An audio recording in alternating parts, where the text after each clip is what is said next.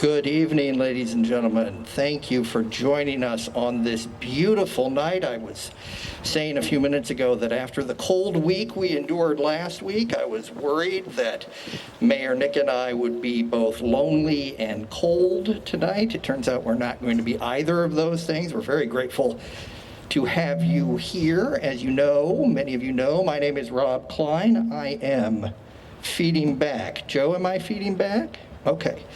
I am the host of Oral Histories Live. I have carefully matched my Bat ensemble for you tonight, a little Batman theme going on. That's all for you. I had to think carefully about which mask to wear. We're doing our best here with all of the programming at the History Center to make sure that we keep everyone as safe as we possibly can. All right, we'd like to thank Mike and Esther Wilson, who not only support this event, but they're sitting right here where they can throw things at me if I do a bad job. So if you would put them in a good mood by thanking them for sponsoring Oral Histories Live, that might make me a little safer. I'm grateful. Thank you. All right, before we get started, I always like to do a little bit of an introduction where I try to find a connection between myself and our guest. And I was having a little trouble, and then I was reading his, I got to tell you, pretty impressive list of accomplishments, and I spotted one. He and I were both in the inaugural class of the Corridor Business Journal's 40 Under 40. In 2005. As you might guess, we were each about 18 at the time in 2005. Now, that's an important award, and you can tell in Nick's ongoing career, he has parlayed that into a great deal of influence and political power and just general admiration here in the Cedar Rapids, Marion, and extended area. And I have parlayed it into being the host of Oral Histories Live. So as you can see, it is a great jumping off point. So nominate anyone you know for the Corridor Business Journal's 40 Under 40. It changes lives. With that, I'd like to welcome our guest. He was Mayor Nick before Mayor Pete was Mayor Pete. Nick AbouAssaly. Thank you. All right, we like to start at the beginning. So let's start with your family coming to Marion, Iowa in the year 1975. Well, in 1975, or prior to 1975, we lived in Beirut. I was born in Beirut. I was born during what really was the golden era of Lebanon, when it was an international center of commerce and education and tourism. And then over time, the politics of the region kind of became too much for the little country to handle and spilled over, and that started a civil war. And my parents made the decision to leave. So I was 9 years old, and we came to Marion, Iowa. And Cedar Rapids and Marion, and there was already a burgeoning and sort of a long-standing Lebanese community here in the area, yes? Yeah, we were in a long line of immigrants from our family and from Lebanon in general. Since the 1880s, immigrants had been leaving. Towards the end of the Ottoman Empire, there was a big flow of people out of the country. It was a very harsh time during the Ottoman rule, and people left for economic reasons and to better themselves. And among them were many of our family members, and when we arrived here, we had family members that had been here for 100 years or more. That's amazing. Yeah. And there was, we were talking the other day, there was a sort of a Lebanese community in what we now perhaps inaccurately call Nuba. They had corner grocery stores and dry goods stores in that area. That they built their church in 1914 up on 12th Avenue and 10th Street, and many of them lived in that vicinity. We did actually in 2005 did a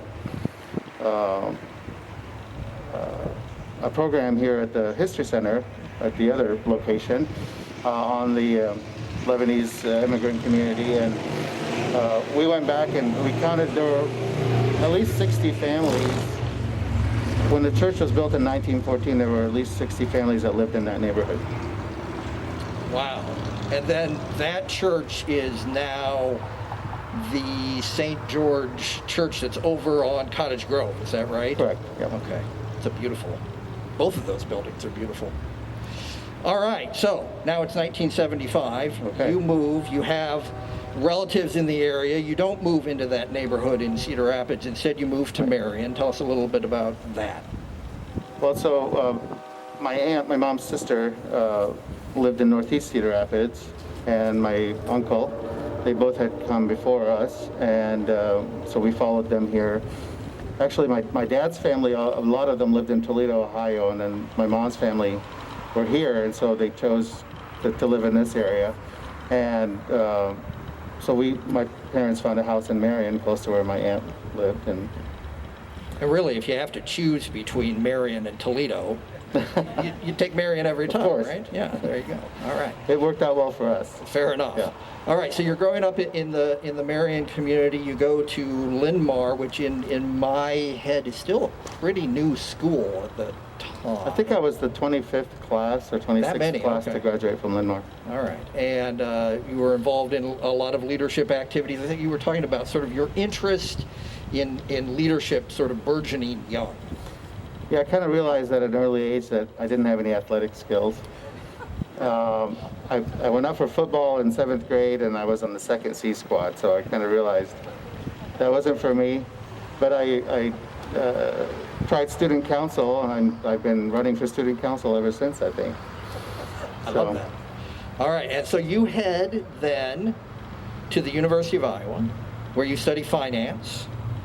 And this is an interesting. When we were talking the other day, I was really fascinated in this part. You know, college kids, they don't really know exactly what they want to do, or maybe they think they know exactly what they want to do, but they have no idea where their life might take them, or they major in English and philosophy for reasons that they cannot explain to their parents. But you had you had 2 or 3 paths that you were really thinking about at the time. Is that fair to say? Well, I was accepted into the business school and followed a path of finance. It seemed like it'd be a good background to be in business. I had every intention of being in business. Towards the end of my undergraduate years, I started thinking about law school. I thought that might be a good background too. So I took the LSAT and was admitted to the law school. And then they had the joint JD MBA program. So I took the GMAT and was admitted into the MBA program. And then I thought, well, at that age, my ideal job was, to be in Washington, D.C. or somewhere in international diplomacy. So I took the Foreign Service exam and actually got an interview. So I did have several paths that I could have taken. I just chose to continue through law school, and the rest is history. Well, the Foreign Service folks came after you a couple times, offered you a couple of interviews, but by then you're in Texas working for what is then the largest company in the country, in the world? In the world. Exxon, as one of their lawyers down in Texas. Tell us a little bit about your time down there. Well, it was my first job, obviously. It was a good place to be young and single, had a lot of friends. But it was a big city, and didn't feel like I was making a lot of impact and making a difference. So that was sort of missing from my life, as well as being an immigrant family. I felt a little bit of guilt being far away from my family, my parents. So I had that pull of wanting to come back and be close to my family. Well, and I think that's a great segue to something I've been thinking about a lot since we talked, and something that you mentioned, this idea that throughout your life you've sort of lived in 2 cultures. Yes. And that part of that, of course, that tug of your family, also the sort of push toward success. I wonder if you could talk a little bit about your relationship with, I know your dad at this point every morning, a little bit about your home life, those sorts of things, about how those two cultures interact. Well, again, because we're an immigrant family, we kind of live in two cultures at the same time. And you know, in our home, we speak a lot of Arabic. We, of course, much of our food is Lebanese food.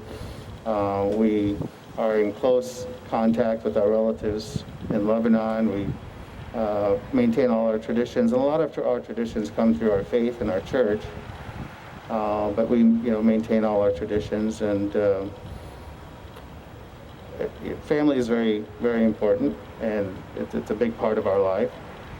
And living in Texas, it just didn't make sense to me that I would only get to see my family a couple times a year. And I wanted to come back to be close to them. And since coming back, most mornings I'm at my parents' house having coffee on my way to work. I drop off my kids to school, stop by for coffee, then everything's right in the world. And I go to work or whatever I'm doing. My folks don't want to see me nearly that frequently, so I am... Well, I didn't give them a choice. I just stopped by. So. I see. All right, that's fair enough. All right. Okay, so you come back to Iowa. It's late 1994. Yeah. Right. You come back to Iowa. You start a law practice, and you dive in with both feet. I'm interested in that sort of. Okay, I'm back home, and now I'm going to get involved, and what your process was for getting involved, and what sorts of things were and continue to be important to you. Well, like I said, growing up through high school, through college, through law school, I was always used to being in leadership activities, being involved, wherever decisions were being made, I wanted to be part of that. I wanted to be part of the action, help to influence decisions and influence the direction of whatever I was involved in. Like I said, I had a great job in Texas, but I didn't have that opportunity. And when I came back, almost immediately, one of the first things I did was I served on the History Center board. But I was on multiple boards, joined Chamber of Commerce committees, both in Cedar Rapids and in Marion, and in Iowa City. I was on a board in Iowa City. So that was really meaningful to me, because one person, this is a community where one person can make a difference. People want to know what you have to say, and you can make an impact, and that meant a lot to me. So. And in that period of the 90s, those halcyon days before the city went underwater in 2008, and all of those sorts of things, what would you say were sort of your favorite or most ambitious projects that you were helping to push forward? Well, I was very involved. There was a project before Nubo. Mm-hmm. There was the River Run project, if you remember that. So we had a lot of younger professionals in the area who were really involved in helping to drive that vision. And unfortunately, that didn't materialize, although it's happening now organically, but it wasn't that grand vision when the city of Cedar Rapids was seeking Vision Iowa funding for the project to do it all, together. But it's happening. Over the years, it's happened. The same vision, the same type of vision. So that was probably the biggest thing that I worked on at that time. And you've alluded to it a little bit, the idea that this is a community where you can get involved and where people want to hear what you have to say. They're excited about young voices and all of those sorts of things. When you think back, are there particular mentors or people who gave you that access that you particularly remember? There are a number of people who encouraged me to be on different boards, who encouraged me to join Rotary, those kinds of things. I think there are probably too many to name. But of course, there's, we never accomplish anything on our own. There are always people who are guiding us, who in one way or another help to influence us, and that's really, that's a really important point. One of the things that I've realized since coming back, I'm not sure that I really had thought about it much as I was returning, but I think I ended up coming back to where my network is, where my connections are, where my support group is, and I think that makes a huge difference. So that did make all the difference for me when I came back, and it didn't really. I didn't really think about it until I ran my first election for mayor. And then I was drawing on all those connections that I'd had over the 40 years in the community. And I was knocking on doors and meeting parents of my classmates who I hadn't seen since high school, or teachers that I had, or people that I had just built relationships with, whether from long ago or recent. And, that makes all the difference. Mm-hmm. Okay, so you've jumped to. Sorry. No, you've made an excellent segue actually, because so Nick joins the make sure I have this right, the City Council in Marion in 2013. There was an opening on the City Council. Lou Stark, who was on the City Council, moved, and so there was a 6-month vacancy to fill for his seat. So I applied for that. There were 5 other people that applied, I think, and I was grateful to be selected to fill his seat. And then I ran for the same seat later that year. Okay. And then I thought this was really striking when Nick and I were preparing for this event. We had a great conversation about his everything we're talking about tonight. He described the 3-way race for mayor in 2015 as contentious. That is the strongest word he used through our entire conversation. Contentious. Let's see what I can get him to tell us about the 2015 mayoral election in Marion. Well, it really was an interesting race. I hadn't really planned on running, and I jumped in sort of at the very last minute. We were on vacation actually, and by the time I came back, decided to fill out the papers, and it was the weekend before the deadline, and we were able to I had people help volunteer to get signatures. You have to get signatures. We ended up collecting about 500 signatures over a weekend, and filed the papers on Monday, and went off running. I don't know what it is. Those of you who were here when we had former Cedar Rapids Mayor Lee Clancy, you may remember her story about how she waited for her husband to go out of town and then jumped into the mayoral race. What is it about this sort of last-minuteness? Well, it's a decision that you're not making just for yourself. You're making that decision for your family. I don't consider myself a politician. I just love my community, and I want to see it thrive, and I want to see it prosper. I want it to be its best, and it was something that I really had to think about. Believe it or not, I am kind of a private person, and it's a big decision to make, to put yourself and your family in the spotlight. So it's not an easy decision, but I'm glad I made the decision. I feel like it's exactly what I should be doing. And that 3-way race involved not the incumbent mayor, but a former mayor, is that right? Yeah, so, it involved, I guess, different ideas about where the community should go. And it was contentious, and it really was about change versus status quo. And, change is hard for people, but change is where opportunity is. If things stay the same, there's no opportunity. And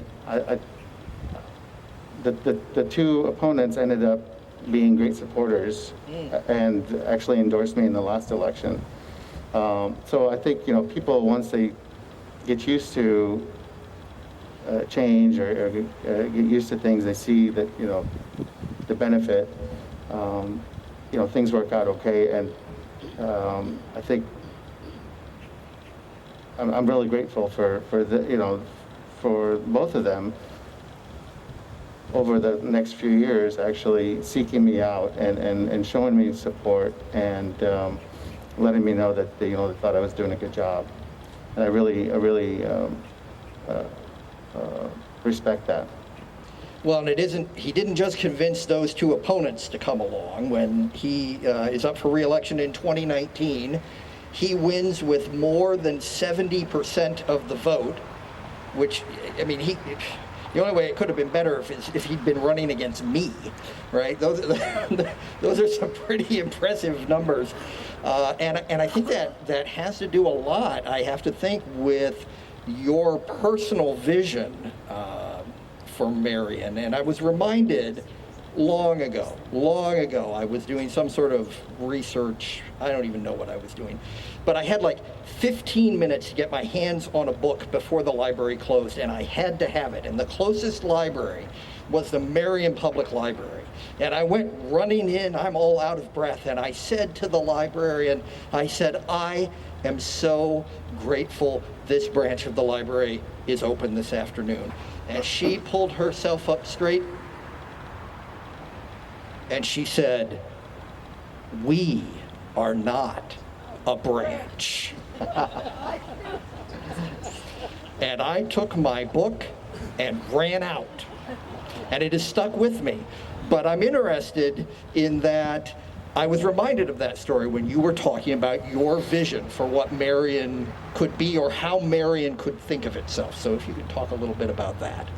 Well, Marion has its own separate history, proud history, and you experienced that. People in Marion are very proud to be Marionites, and it grew up alongside. It actually existed before Cedar Rapids, and grew up alongside Cedar Rapids for many years. And of course, Cedar Rapids, became much bigger and in the region, but Marion continued to develop its own history, its own culture, and but didn't grow as fast. Over time, Marion grew a lot with, in the last couple decades with housing.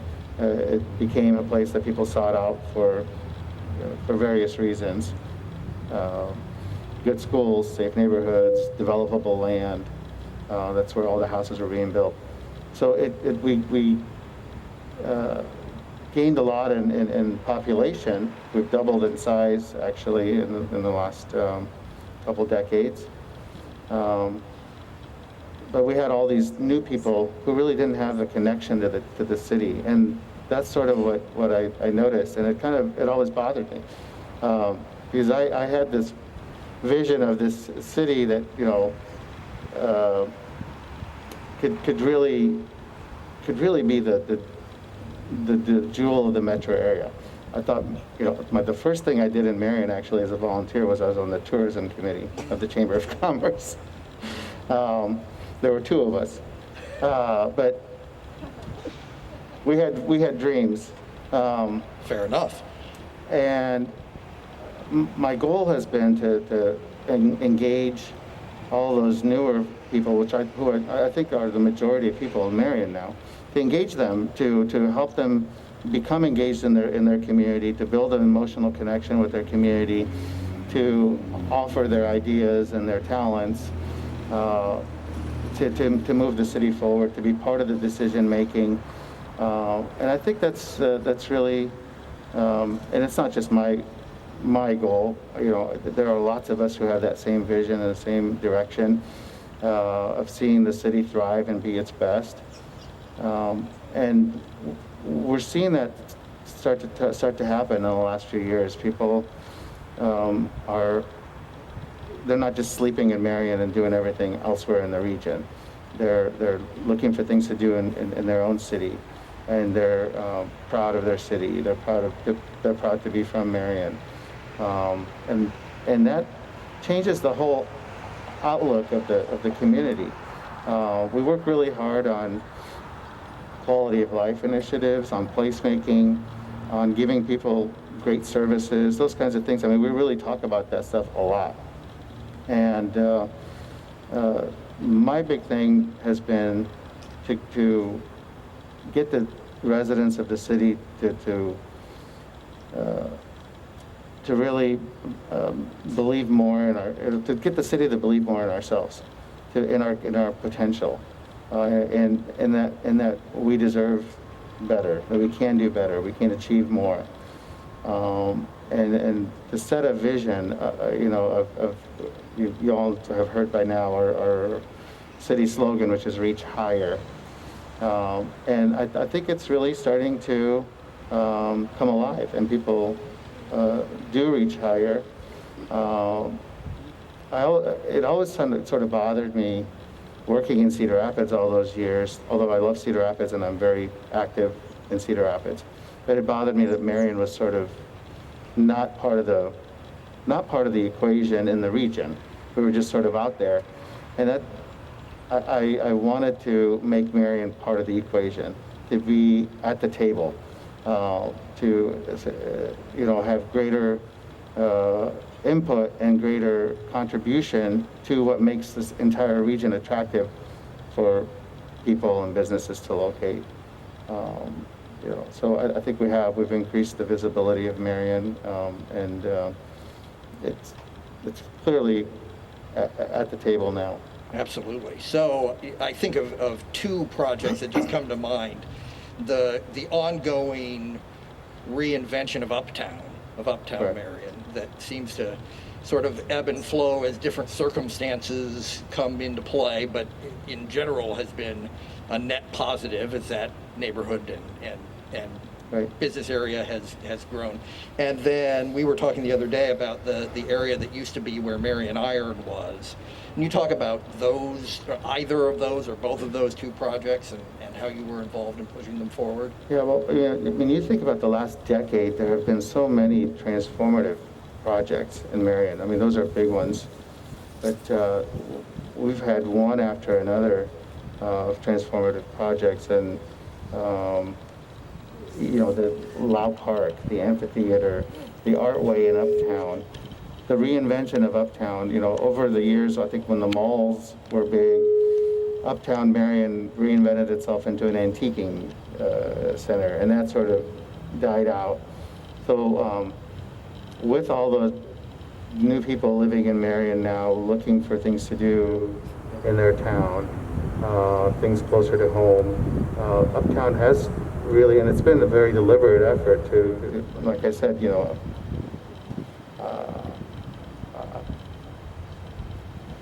I always said that that area should be the living room of the metro area, and it's sort of taking on that role as there's live theater, dining, entertainment, live entertainment venues, and piece by piece it's sort of started to happen, and it is a place where we're seeing investors and businesses have confidence in investing, and even through this last year with all the challenges, we've had 13 new businesses open in the district. We've had ribbon cuttings, it's encouraging.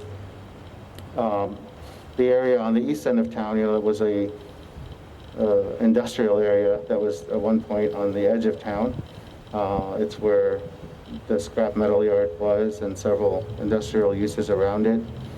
When the city purchased the railroad right-of-way that went through town, we started to look at what are we going to do with the railroad right-of-way.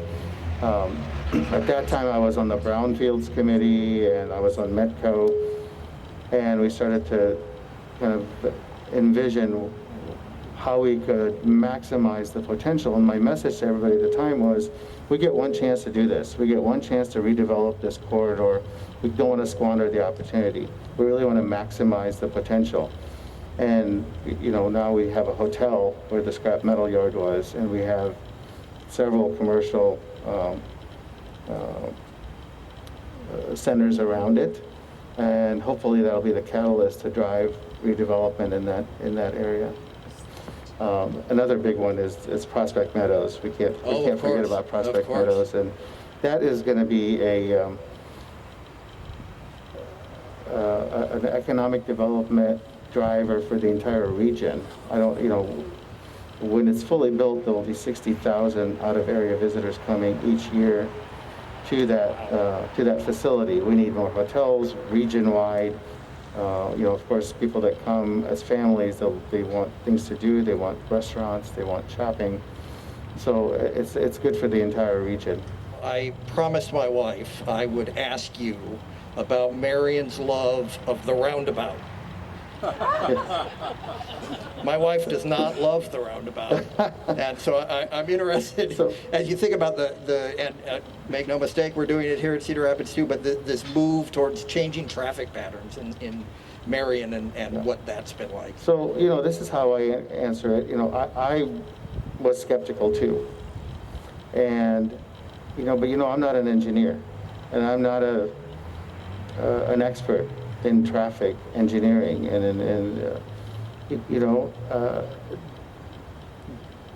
I always promote making fact-based decision making. And we, over time we have had some city council members who just would say, well, I don't like it. I just don't think it's going to work. And my question every time was, based on what? Are you an engineer? Are you an expert in this field? If all the studies show that roundabouts save lives, they reduce fatalities, they reduce the severity of accidents, and they move traffic more efficiently. The DOT gave us grants to put them in. They're the experts. I can't argue with that. And it's a compelling, safety and saving lives. It's a compelling argument for the roundabouts. And personally, I think aesthetically they're nice, but that's again, we make decisions based on facts and on studies and on data. I think we could bring my wife along if I would just learn to stay in my lane as I go around. I think that's really... and again, this is, like we said before, change is hard for people. Yeah. But, we all learn how to drive at some point. We can learn how to use a roundabout. We should give ourselves more credit. All right, I'm going to tell her you said so. All right, and I'm also going to try to stay in my lane. All right. Well, it's 2020, and we can't talk to the mayor of a major community in our region without talking about the pandemic, the derecho, and the sort of civil and racial unrest that's bubbling up, perhaps long overdue.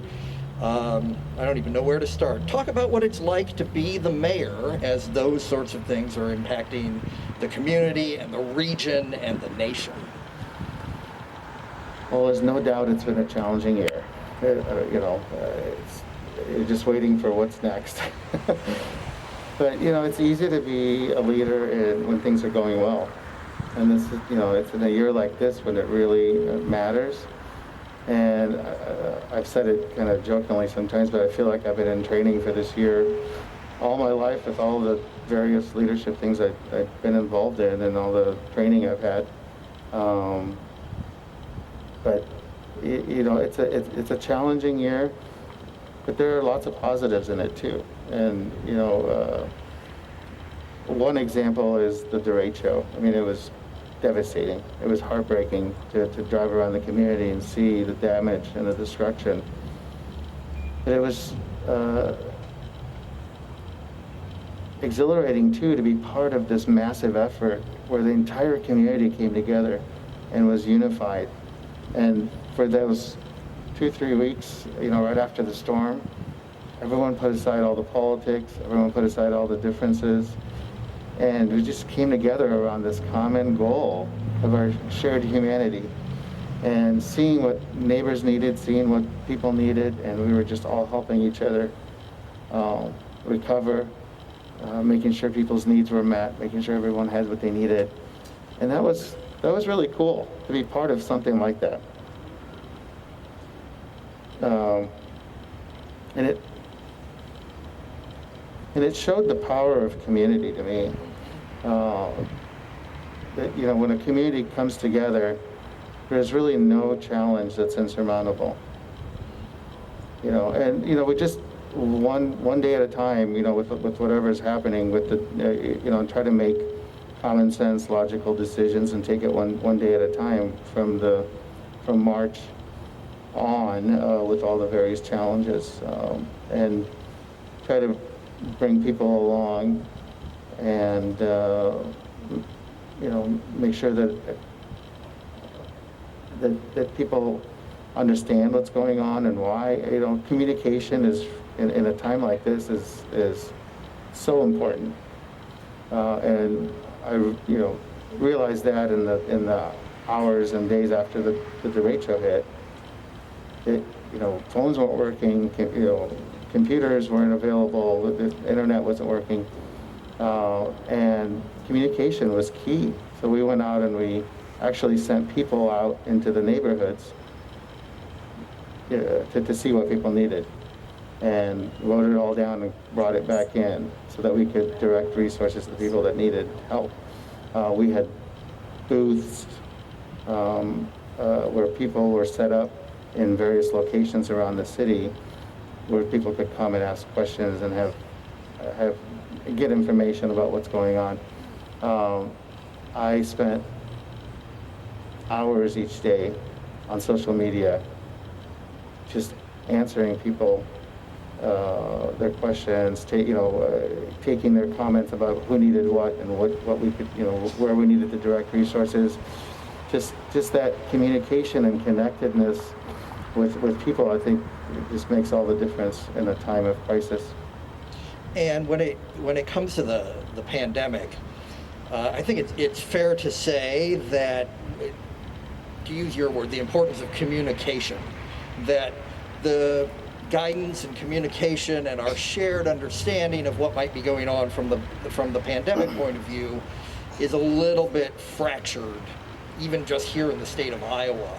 I'm interested in what voices you turn to, how you know where to get the expertise, because you're clearly a fact-driven, a science-driven fella, right? Where are you getting the information to help Marion make the best decisions regarding the virus? I read a lot.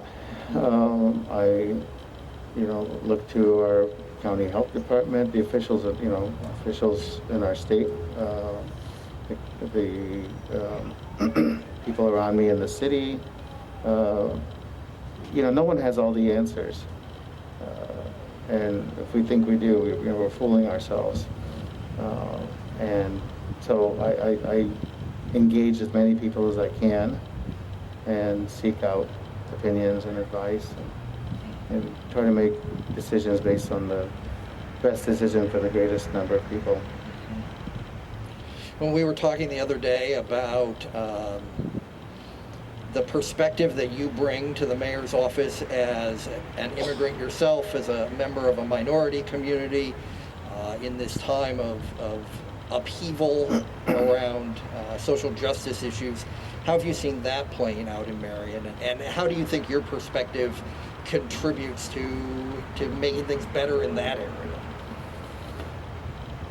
Well, I think being an immigrant, I can understand people do have different experiences. We don't all have the same experiences, and I can understand that people are having different experiences. I can understand the impact of that and how that feels. I tend to always look at the positive. I always look for the positive, and I know that we can solve these issues. Everyone wants the same thing.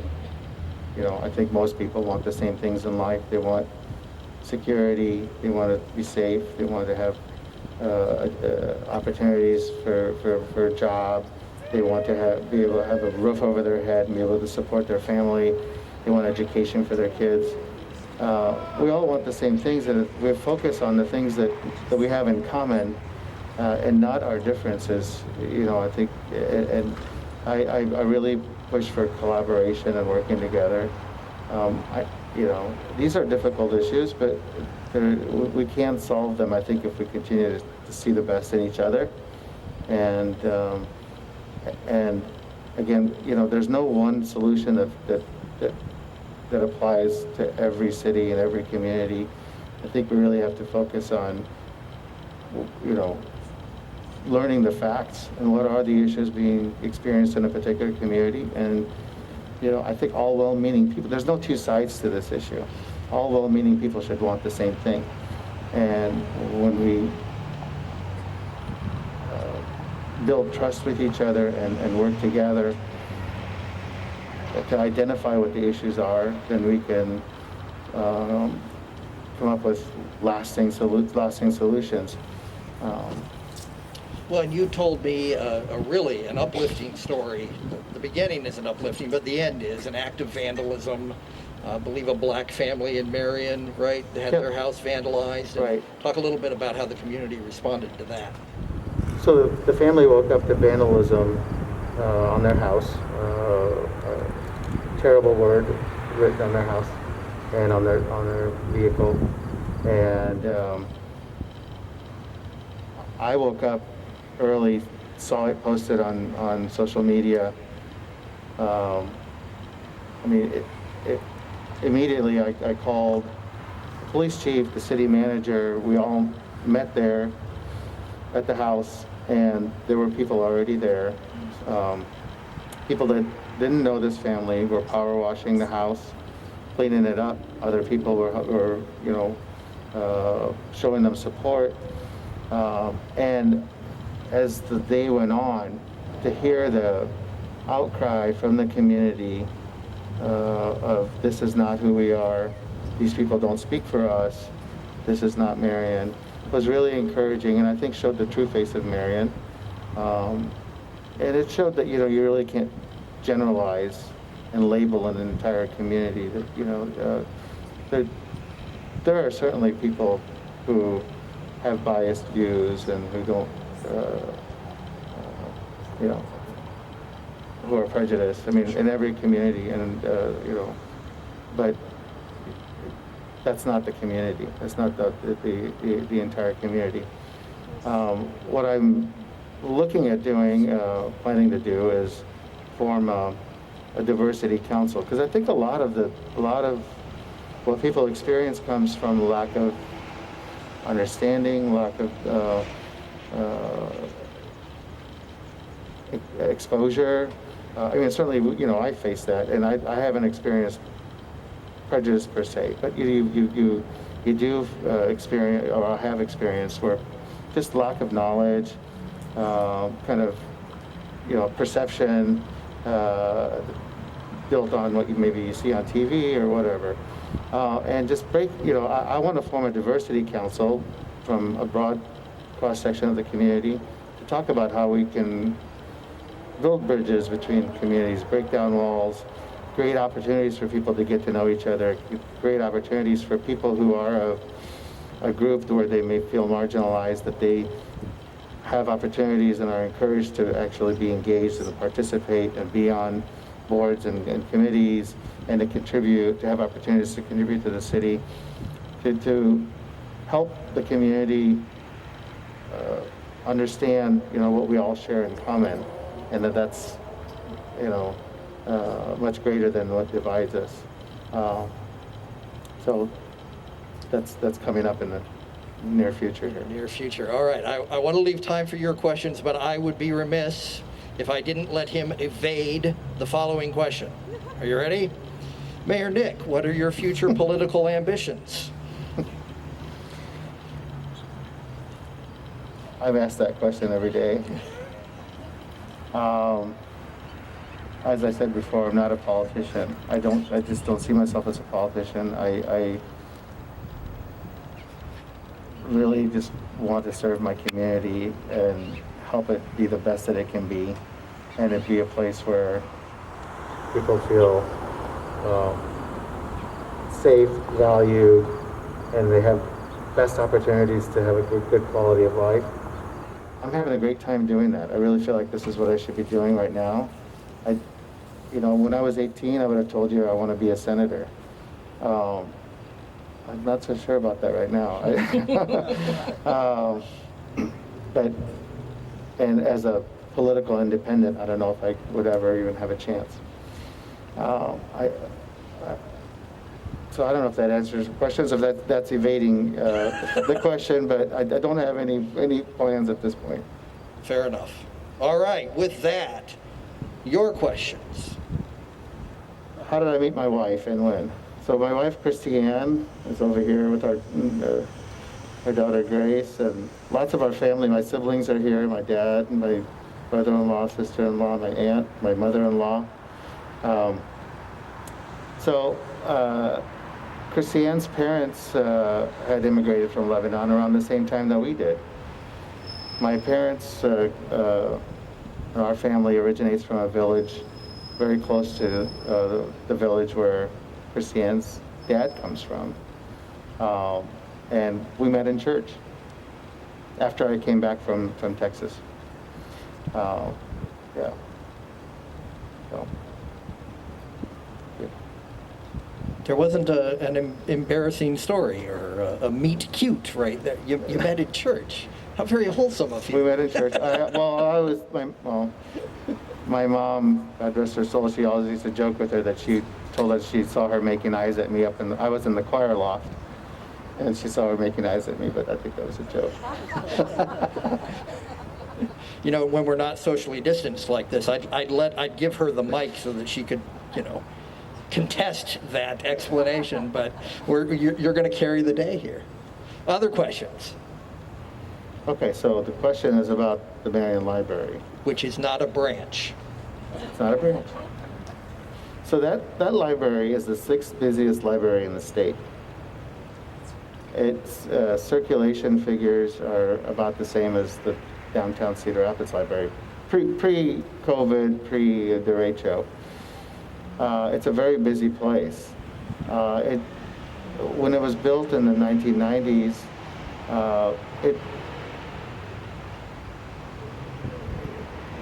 it served the community well, but they didn't predict how quickly the community was going to grow. And Marion has really, grown a lot. I think since 2000, Marion has grown 56% of them, if I'm correct. So it just became too small. And we need, it's for a community of our size, it's the smallest library in the state.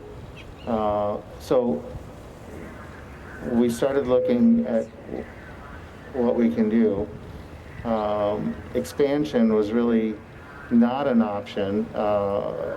We could have built right next to it, but it would have been a dysfunctional building. It would essentially have been 2 buildings next to each other, dysfunctional building. What they needed, their needs for today's library, and libraries today are becoming community centers. They really are. They're not so much a place to warehouse books anymore. A lot happens in the library, a lot of education, all types of education. You can listen to live music, you can take an art class, you can take a writing course, you can renew your driver's license. There's so much that takes place in the library. We do meals for seniors at the library, our Encore Cafe program, congregational meals with programming and education, all sorts of things. They do meals for school children during the summer at the library. There's a lot that takes place there. The mobile food bank comes there. My point is that the needs of today's library are much different than they were 20 or 30 years ago, and it made sense that we would have a new building that would support our community for the next number of decades. And even what we're building is not nearly big enough, but it'll work. It's a 2-story library. It will have lots of flexible spaces. and be able to meet the needs of today's library, both space-wise and technology-wise and all of that. Does that answer your question? Yes. Do you foresee satellite libraries? Well, yeah, so because what we're building, is not the optimal size, we do foresee having a satellite at some point in the future that is shared with all the communities in the northern part of the metro area that would be shared. We have talked about that. Yeah, and we're also doing, investing in a mobile library right now that would actually go out into the community. Wait, you're going to have a bookmobile? Yes, a modern day bookmobile. I am moving to With Marion technology in tomorrow. it. I love bookmobiles, man. It's an exciting time actually for libraries throughout our community. Both Hiawatha and Marion have really bright futures with new facilities, and something that they really deserve at this moment. All of you probably know, after 2008's flood destroyed the Cedar Rapids Library, those little bitty, not big enough for their own community libraries, served the whole wider region out of those facilities. It was amazing, and it is past due time for both communities to have bigger and better and shinier libraries, I think. All right, we probably have time for one more question.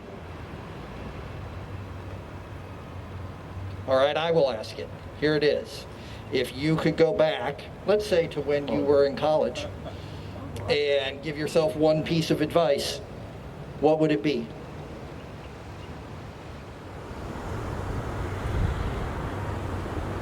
Relationships are everything. Take care of relationships. Nurture your relationships. They are really everything. And I've said it before, no one accomplishes anything on their own. Building that credibility with people, building trust,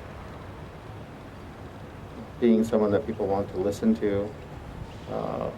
If you want to be a leader, those are so important. And but really, relationships are the key to everything. And I would tell that to anyone.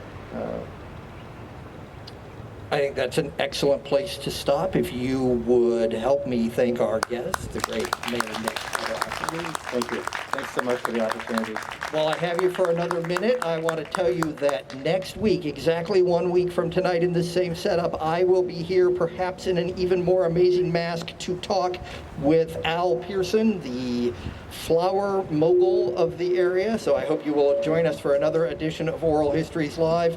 There are plenty of other events, including the one Jason Wright calls his favorite, Grown-Up Show and Tell with Dennis Green. Make sure you sign up for that and join us here on the lawn as well. Please help me thank the Wilsons again, Mike and Esther, who threw nary a thing at me tonight, so I'm calling it a win. Thank you. We'll see you here next week. Thanks very much.